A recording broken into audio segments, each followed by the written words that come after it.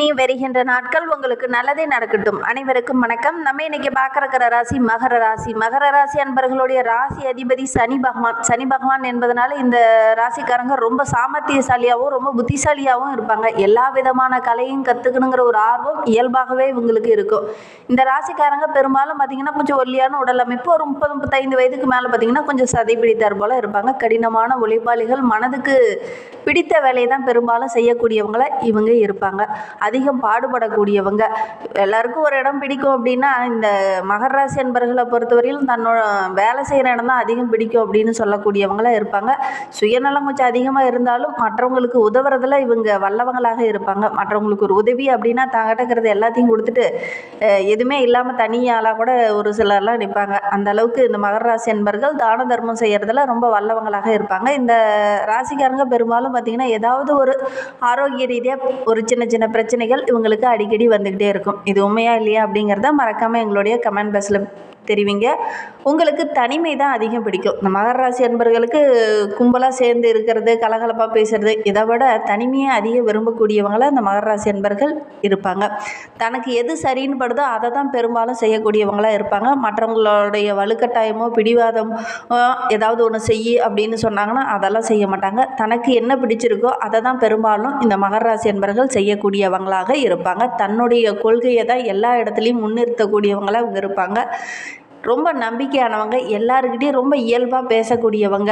சரி, இவங்களுக்கு வருகின்ற நாட்கள் எப்படி இருக்குது, வருகின்ற நாட்களுடைய கிரக அமைப்புகள் எப்படி இருக்குது அப்படிங்கிறதெல்லாம் தொடர்ந்து இந்த வீடியோவில் பார்க்கலாம். நீங்கள் இப்போ தான் ஃபஸ்ட் டைமாக நம்ம சேனலை பார்க்குறதா இருந்தால் நம்ம சேனலை சப்ஸ்கிரைப் பண்ணிவிட்டு கூடவே இருக்கிற பெல் ஐக்கானையும் கிளிக் பண்ணிக்கோங்க. அப்போ தான் நாங்கள் போடுற ஒவ்வொரு வீடியோவுமே உங்களுக்கு நோட்டிஃபிகேஷனாக வரும்.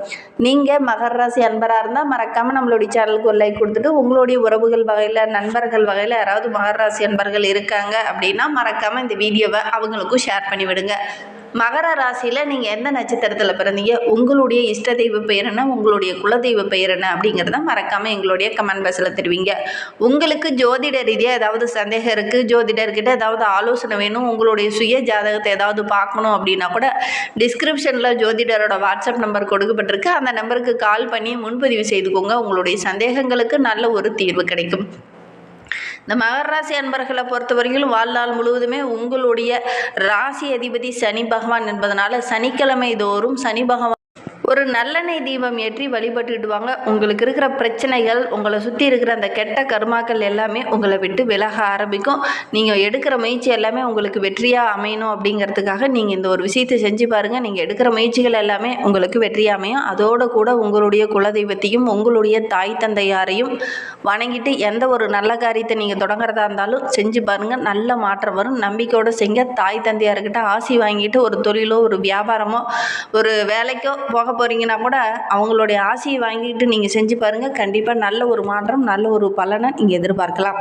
சரி, நம்மளுடைய மகர ராசி அன்பர்களுக்கு வருகின்ற நாட்களுடைய கிரக நிலையை வைத்து ஆராய்ந்து பார்க்கும்போது வருகின்ற நாட்களில் நம்மளுடைய மகர ராசி அன்பர்கள் ரொம்ப விழிப்புணர்வாக செயல்படக்கூடிய ஒரு வாரமாக வருகின்ற வாரம் அமைந்திருக்கு அப்படின்னு சொல்லலாம். ஏன்னா அஷ்டமத்தில் கிரகங்களுடைய சேர்க்கை இந்த காலகட்டத்தில் ஏற்பட போகுது. அதனால் சின்ன சின்ன பிரச்சனைகள், தேவையில்லாத இடையூறுகள், வீண் பழி சுமை இதெல்லாம் வர வேண்டிய ஒரு சூழ்நிலை இந்த மகர ராசி அன்பர்களுக்கு இருக்குது. அதனால் ரொம்ப கவனமாக இருக்கணும். இல்லை அப்படின்னா உங்களுக்கு ஒரு சில இடத்துல தேவையில்லாமல் கெட்ட பேர் நீங்களே எதிர்பார்த்துருக்க மாட்டீங்க, நீங்களே அதை உணர்ந்திருக்க மாட்டீங்க. ஆனால் தேவையில்லாமல் சில கெட்ட பேர்லாம் இந்த காலகட்டத்தில் உங்களுக்கு வரும். கொஞ்சம் கவனமாக செயல்படணும்.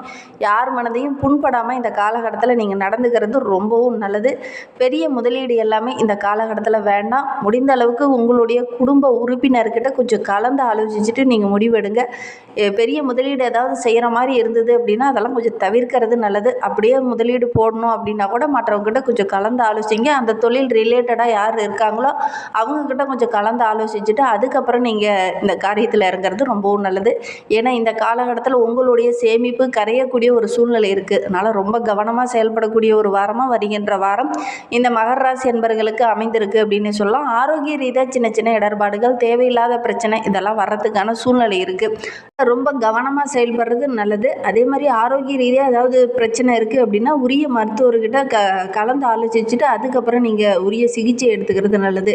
தேவையில்லாமல் போய் மெடிக்கலில் போய் நீங்கள் மெடிசன் வாங்கி சாப்பிட்டீங்க அப்படின்னா தேவையில்லாத இன்னும் சின்ன இடர்பாடுகள்லாம் வர்றதுக்கான சூழ்நிலை இருக்குது. அதனால் ரொம்ப கவனமாக செயல்படக்கூடிய ஒரு வாரமாக வருகின்ற வாரம் இந்த மகர ராசி என்பர்களுக்கு அமைந்திருக்கு அப்படின்னே சொல்லலாம். ஏன்னா இந்த காலகட்டத்தில் உங்களையே அறியாமல் ஒரு சில இடத்துல நீங்கள் தடிமனான வார்த்தைகளை பேசிடுவீங்க. அதனால் சின்ன சின்ன வாக்குவாதம், தேவையில்லாத பிரச்சனை இதெல்லாம் வர்றதுக்கான சூழ்நிலை இருக்குது. கொஞ்சம் நிதானமாக இருக்கிறது ரொம்பவும் நல்லது மகர ராசி என்பர்களே. அதே மாதிரி பணத்தோடைய தேவை இந்த காலகட்டத்தில் கொஞ்சம் அதிகமாக தேவைப்படும். அதற்காக கொஞ்சம் கூடுதலாக உழைக்க வேண்டிய ஒரு சூழ்நிலை இருக்குது. பண தேவை அதிகமாக இருக்கிறதுனால கொஞ்சம் அலைய வேண்டிய ஒரு சூழ்நிலையும் இந்த காலகட்டத்தில் உங்களுக்கு இருக்குது அப்படின்னே சொல்லலாம். கொஞ்சம் கவனமாக செயல்பட்டீங்க அப்படின்னா பெரிய பாதிப்பு, தேவையில்லாத இடர்பாடுகள் இதெல்லாம் கொஞ்சம் தவிர்க்க முடியும். கூட்டாளி கிட்ட பேசும்போது கூட கொஞ்சம் எச்சரிக்கையாக இருக்கிறது ரொம்பவும் நல்லது. ஒரு சிலருக்கு திடீர்னு சின்ன சின்ன செலவுகள் வரும். அதனால் உங்களுடைய சேமிப்புகள் கரையக்கூடிய ஒரு சூழ்நிலை இருக்குது. கையில் பணம் சேமித்து வச்சுருந்தீங்கன்னா கூட அதெல்லாம் இந்த காலகட்டத்தில் தேவையில்லாமல் செலவாகிறதுக்கான ஒரு சூழ்நிலை இருக்குது. எப்பவுமே இந்த மகர ராசி என்பர்களை பார்த்தீங்கன்னா கையில் எந்நேரம் பணம் வச்சுக்கிட்டே இருக்க மாட்டாங்க. எந்நேரம் பார்த்தீங்கன்னா கொஞ்சம் கடன் வச்சுக்கிட்டே இருப்பாங்க. ஏன் என்ன காரணம் அப்படின்னு பார்த்தீங்கன்னா, எப்பவுமே இவங்க கையில் சேமிப்பு வச்சுருந்தாங்க அப்படின்னா அது தேவையில்லாமல் திடீர்னு பார்த்தீங்கன்னா சின்ன சின்ன செலவுகள் வரும். அதனால் முடிந்த அளவுக்கு இந்த மகர ராசி என்பர்கள் எப்பவுமே ஏதாவது ஒரு தொழிலோ ஒரு வியாபாரமோ அடுத்தடுத்து இலக்குகளை நோக்கி நீங்கள் போய்கிட்டே இருக்கணும். அதே மாதிரி இந்த காலகட்டத்தில் நீங்கள் சேமிக்கலாம் அப்படின்னு நினச்சிங்கன்னா கண்டிப்பாக சேமிச்சிங்க அப்படின்னா கூட அது தேவையில்லாத ஏதாவது ஒரு செலவு, தேவையில்லாத சின்ன சின்ன செலவுகள் வரத்துக்கான சூழ்நிலை இருக்குது. அதனால் முடிந்த அளவுக்கு கையில் பணம் இருக்கிற மாதிரி வேண்டாம். ஏதாவது ஒரு தொழிலையோ ஒரு வியாபாரத்துலேயோ முதலீடு போடுங்க. பெருசாக இந்த காலகட்டத்தில் எதுலேயுமே முதலீடு செய்ய வேண்டாம். சின்னதாக ஏதாவது முதலீடு செய்யுங்க. ஒரு குறிப்பாக இந்த காலகட்டத்தில் இந்த மகர ராசி என்பர்கள் நிலம் சம்பந்தமான விஷயத்தில் முதலீடு செஞ்சீங்க அப்படின்னா ஓரளவுக்கு வருமானத்தை பார்க்கலாம். ஒரு சிலருக்கு இந்த காலகட்டத்தில் மறுமணம் போன்ற வரன் அமையக்கூடிய அமைப்பு இருக்குது. பணத்தில் இந்த காலகட்டத்தில் சின்ன சின்ன இடர்பாடுகள் வரும். நிதி சம்பந்தமான தொழிலில் இருக்கிறவங்க ரொம்ப கவனமாக செயல்படக்கூடிய ஒரு வாரமாக வருகின்ற வாரம் அமைந்திருக்கு அப்படின்னே சொல்லலாம். இன்னுமே உங்களுடைய வாழ்க்கை ரொம்ப சிறப்பாக இருக்கணும், ரொம்ப மகிழ்ச்சிகரமாக இருக்கணும் அப்படின்னு நினைக்கிற நம்மளுடைய மகர ராசி என்பர்கள் பிரதோஷ நாளில் பார்த்திங்கன்னா கரும்புச்சாறு அபிஷேகமாக நந்தீஸ்வரருக்கு வழங்கிட்டு வாங்க. கண்டிப்பாக நீங்கள் எடுக்கிற முயற்சிகள் எல்லாமே உங்களுக்கு வெற்றியாக அமையும்.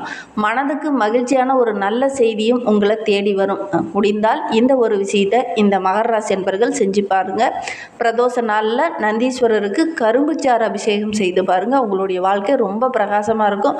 அதே மாதிரி ரொம்ப சுறுசுறுப்பாக செயல்படுவீங்க. சோம்பேறித்தனம் உங்களை விட்டு படிப்படியாக விலக ஆரம்பிக்கும். நம்பிக்கையோட இந்த ஒரு விஷயத்தை இந்த மகர ராசி என்பர்கள் செஞ்சு பாருங்கள். மகர ராசியில் உத்திராடம் 2, 3, 4 பாதங்களில் பிறந்தவங்களுக்கு வருகின்ற 7 நாட்களும் எப்படி அமைந்திருக்கு அப்படிங்கிறத பார்க்கலாம். அஷ்டமஸ்தானத்தில் சூரியன் கேது செஞ்சிருக்கிறதுனால சின்ன சின்ன நெருக்கடிகள் இந்த காலகட்டத்தில் அதிகமாகும். உறவுகள் மத்தியிலும் சின்ன சின்ன நெருக்கடிகள் வரும். வேலை செய்கிற இடத்துலையும் சின்ன சின்ன நெருக்கடிகள், வேலை பளு, தேவையில்லாத இடர்பாடு, தேவையில்லாத பிரச்சனை இதெல்லாம் உங்களை தேடி வரும். கொஞ்சம் கவனமாக செயல்படுறது நல்லது. ஆரோக்கிய ரீதியாகவும் சின்ன சின்ன பாதிப்புகள் இந்த காலகட்டத்தில் வரும். மேலதிகாரிகிட்ட பேசும்போது கொஞ்சம் கவனமாக பேசணும். இல்லை அப்படின்னா வீண் மன உளைச்சலுக்கு ஆளாக வேண்டிய ஒரு சூழ்நிலை இந்த உத்திராடம் நட்சத்திரக்காரர்களுக்கு இந்த காலகட்டத்தில் அமையும். திருவோண நட்சத்திரத்தில் பிறந்தவங்களுக்கு அடுத்து வருகின்ற 7 நாட்களும் எப்படி அமைந்திருக்கு அப்படிங்கிறத பார்க்கலாம். தன வாக்கு குடும்பஸ்தானத்தில் குருவோடைய பார்வை இருக்கிறதுனால எதிர்பார்த்த அளவுக்கு ஓரளவுக்கு வருமானம் இருக்கும். தொழிலில் ஓரளவுக்கு லாபம் கிடைக்கும். அஷ்டமத்தில் புதன் இருக்கிறதுனால எடுக்கிற வேலை எல்லாமே ஓரளவுக்கு வெற்றியாக அமையும். ஒரு சிலருக்கு புதிய ஒப்பந்தங்கள்லாம் இந்த காலகட்டத்தில் கையெழுத்தாகும். நேற்றைய கனவு இன்று நனவாகும் அப்படிங்கிற மாதிரி நீங்கள் ரொம்ப நாளாக முயற்சி பண்ணிகிட்டு இருந்த விஷயம்லாம் இந்த காலகட்டத்தில் நனவாகக்கூடிய யோகம் இருக்குது. இருந்தாலும் அடுத்தவங்களுடைய பிரச்சனையில் இந்த காலகட்டத்தில் நீங்கள் தலையிட வேண்டாம். தலையிட்டீங்க அப்படின்னா தேவையில்லாமல் சில கெட்ட பேர்களை எடுக்க வேண்டிய ஒரு சூழ்நிலை இருக்குது. அதனால் முடிந்த அளவுக்கு அடுத்தவங்களுடைய விஷயத்தில் நீங்கள் தலையிட வேண்டாம். தேவையில்லாமல் திடீர்னு சின்ன சின்ன விரைய செலவுகள் வரும். கொஞ்சம் கவனமாக செயல்படுறது நல்லது. அவிட்டம் 1, 2 பாதங்களில் பிறந்தவங்களுக்கு வருகின்ற 7 நாட்களும் எப்படி அமைந்திருக்கு அப்படிங்கிறத பார்க்கலாம். பாக்கியஸ்தானத்தில் செவ்வாய் இருக்கிறதுனால அஷ்டமத்தில் சூரியனும் கேதுவும் இருக்கிறது, அதுவும் 7ஆம் இடத்துல சுக்கிரன் இருக்கிறது, இதெல்லாம் ரொம்ப சிறப்பு. அப்படின்னா கூட ஒவ்வொன்றுலேயும் சின்ன சின்ன தடைகள், தேவையில்லாத பிரச்சனை இதெல்லாம் சந்தித்து அதுக்கப்புறம் தான் உங்களுக்கு சாதகமான பலன் கிடைக்கும். குறிப்பாக எதிர்பாலினத்தவரால் ஏதாவது ஒரு பிரச்சனை, ஏதாவது ஒரு இடையூறு வரும் இந்த காலகட்டத்தில் இந்த அவிட்ட நட்சத்திரக்காரர்களுக்கு அப்படின்னே சொல்லலாம். குருவோடைய பார்வை இருக்கிறது ஓரளவுக்கு உங்களுக்கு நல்ல பாதுகாப்பு அப்படின்னே சொல்லலாம். வருமானம் சிறப்பாக இருக்கும். தேவையில்லாத இடர்பாடுகள் ஓரளவுக்கு குறையும். இருந்தாலும் கவனமாக இருக்கணும். கவனமாக இல்லை அப்படின்னா சின்ன சின்ன இடர்பாடுகளை சந்திக்க வேண்டிய ஒரு சூழ்நிலை அமைந்துடும். கவனமாக செயல்படுறது ரொம்பவும் நல்லது. வாழ்க்கை ரொம்ப பிரகாசமாகவும் ரொம்ப இனிமையாகவும் மகிழ்வாகவும் இருக்கணும் அப்படின்னா கால பைரவரை வழிபட்டுட்டு வாங்க. உங்களுக்கு இருக்கிற சங்கடங்கள், தேவையில்லாத பிரச்சனை இதெல்லாம் கொஞ்சம் குறையும். நம்பிக்கையோடு இந்த ஒரு விஷயத்தை செஞ்சு பாருங்கள். இந்த மாதிரி பயனுள்ள தகவலை நீங்கள் தொடர்ந்து கேட்கணும் அப்படின்னு நினச்சிங்கன்னா நம்ம சேனலை சப்ஸ்கிரைப் பண்ணிவிட்டு கூடவே இருக்கிற பெல் ஐக்கானையும் கிளிக் பண்ணிக்கோங்க. அப்போ தான் நாங்கள் போடுற ஒவ்வொரு வீடியோவுமே உங்களுக்கு நோட்டிஃபிகேஷனாக வரும்.